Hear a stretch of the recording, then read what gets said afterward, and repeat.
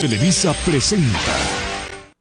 Hola, bienvenidos otra vez a este programa Informándonos. En este capítulo estaremos hablando sobre la Comisión de la Verdad y el tema principal será el exilio. Bueno, vamos a ver un poco más sobre esto. ¿Para qué?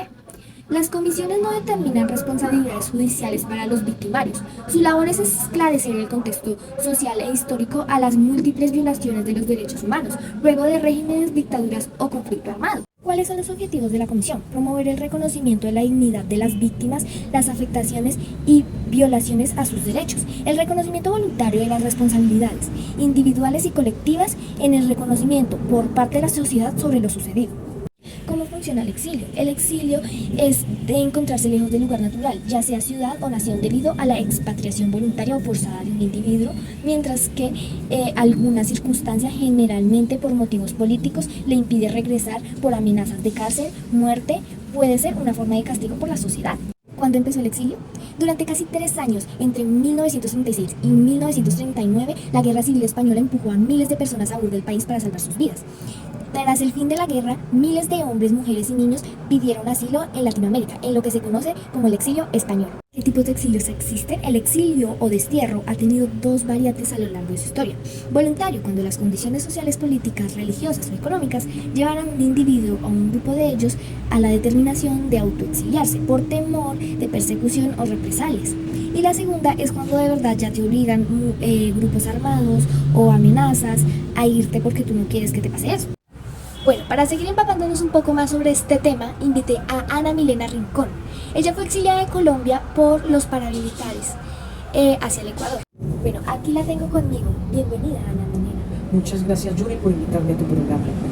Bueno, cuéntanos un poco más sobre qué te pasó en esos momentos y cómo, en qué años pasó eso.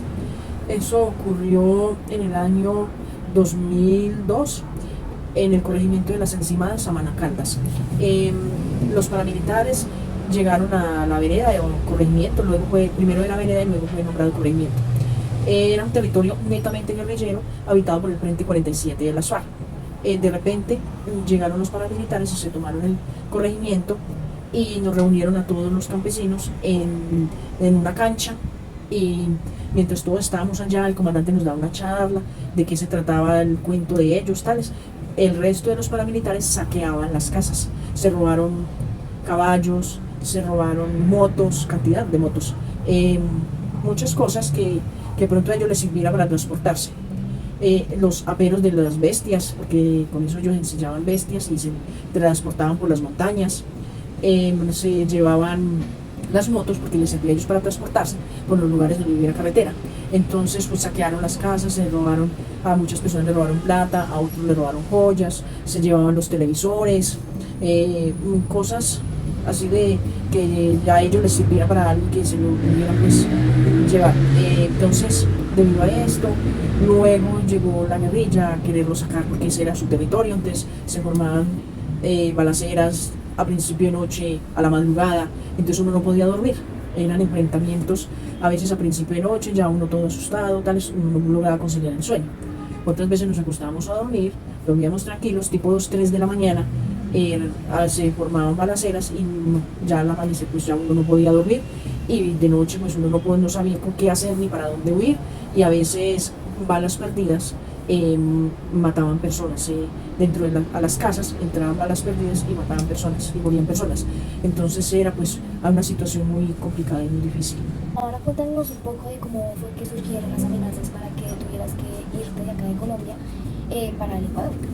Entonces era una guerra muy complicada, muy difícil, porque en el campo era donde estaba la guerrilla, los paramilitares, en ocasiones llegaba el ejército, entonces eso eran unos enfrentamientos terribles con un territorio muy grande y muy amplio de Colombia, era prácticamente casi todo Colombia, unas veces en un pueblo, otras veces en otro, otros lugares en otro. Entonces la guerrilla estaba en constante movimiento por todo el país, entonces eran enfrentamientos muy frecuentes por todo el país. Y en las ciudades, y ir por la ciudad también era muy peligroso, porque en las ciudades ponían bombas, carrobombas.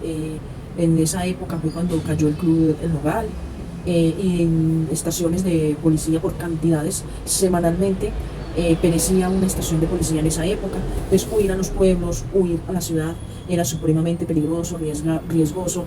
ponían bombas en las ciudades por ahí, en algunas ocasiones en los puentes, en instituciones públicas que fueran del gobierno. Entonces era un caos bastante complicado. Entonces, de huir era tratar de buscar refugio en otro país. En esa época huyeron muchísimas personas a Venezuela, a los países vecinos, Venezuela, Ecuador, Perú, Panamá, a muchísimos países vecinos con los que limita Colombia.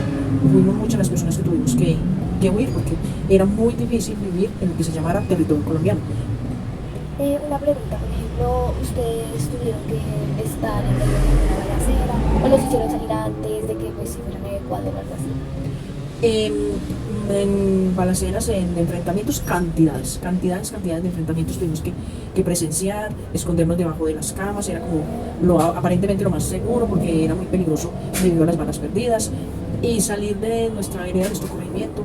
Fuimos desplazados, en mi pueblo hubieron muchos desplazamientos en esa época. Y más o menos, ¿ustedes los sacaron de sus casas en algún momento antes de ponerse en peligro? Sí, llegaban con la razón, váyase para el pueblo desplazados, y entonces tocaba salir desplazados para el municipio de Samaná.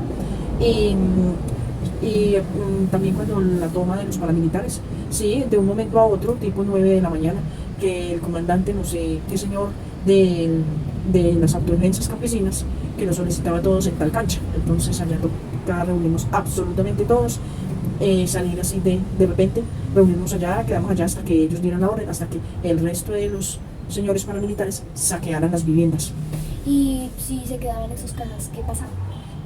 Pues era supremamente peligroso, llegaban a saquear la casa y si uno no había obedecido la orden de irse por allá a la reunión con el comandante, entonces claro, es supremamente riesgoso que a uno lo maten. ¿Tienes hermanos? ¿Eres hija única o algo así?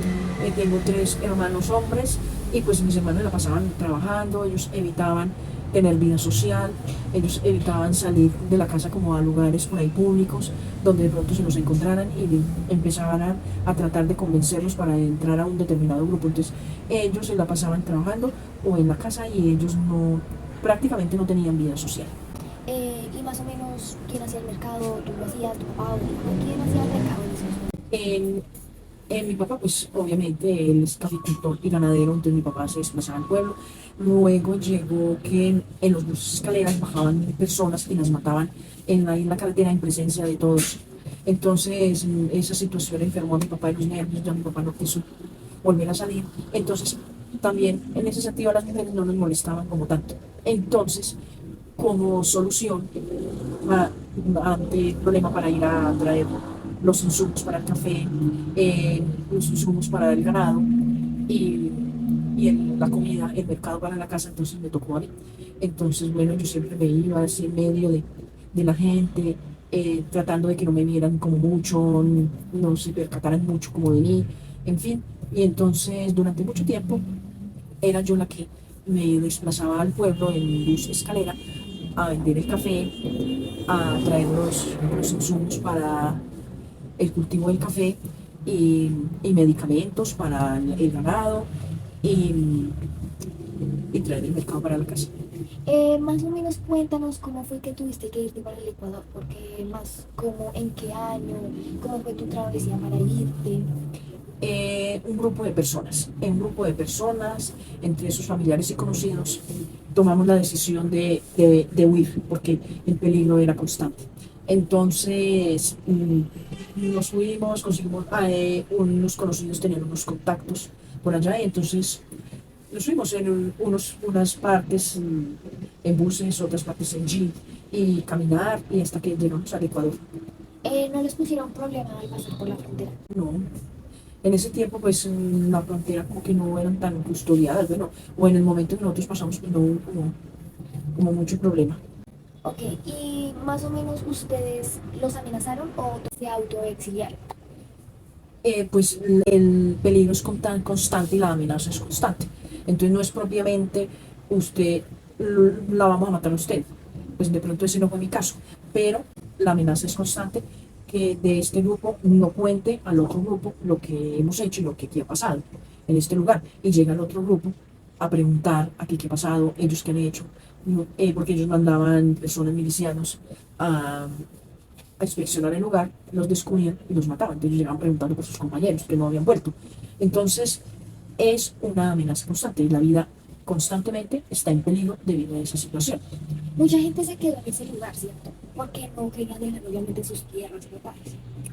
Porque de cada uno muchos tenían sus parcelas, su casita, y en ese tiempo habían grandes extensiones de café, el café era muy rentable, entonces y era de lo que la gente vivía, y pues el conflicto estaba agudizado en todo el país.